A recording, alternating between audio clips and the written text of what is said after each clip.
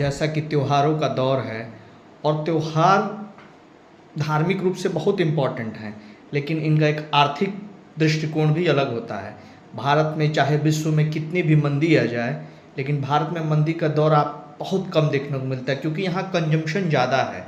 और कंजम्पशन ज़्यादा है क्यों?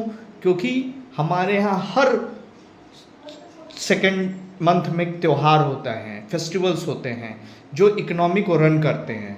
जैसे धनतेरस हुआ, उस दिन खरीदारी होगी, उसके बाद तुरंत दिवाली आ जाती है, दिवाली के बाद तुरंत छठ पूजा आ जाता है, छठ पूजा के बाद तो ये सारी चीज़ें इकोनॉमी को रन करती हैं, क्योंकि धर्म और अर्थ दोनों एक दूसरे से परस्पर जुड़े हुए हैं। यदि अर्थ नहीं रहा तो आप धर्म का पालन ही नहीं कर पाएंगे, और यदि धर्म से नहीं चले तो अर्थ का विनाश हो जाएगा। इसलिए धर्म और अर्थ परस्पर जुड़े हुए हैं।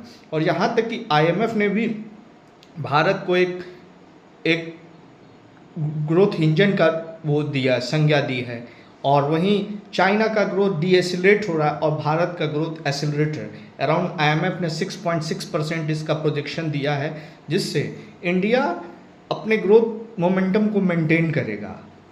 और RBI की जो मॉनेटरी पॉलिसी रिपोर्ट है उसमें इन्फ्लेशन भी मोर और लेस 4+-2 बैंड के आसपास ही है, तो जिससे इंडिया का ग्रोथ रेट और इन्फ्लेशन दोनों एक साथ कंटेन है।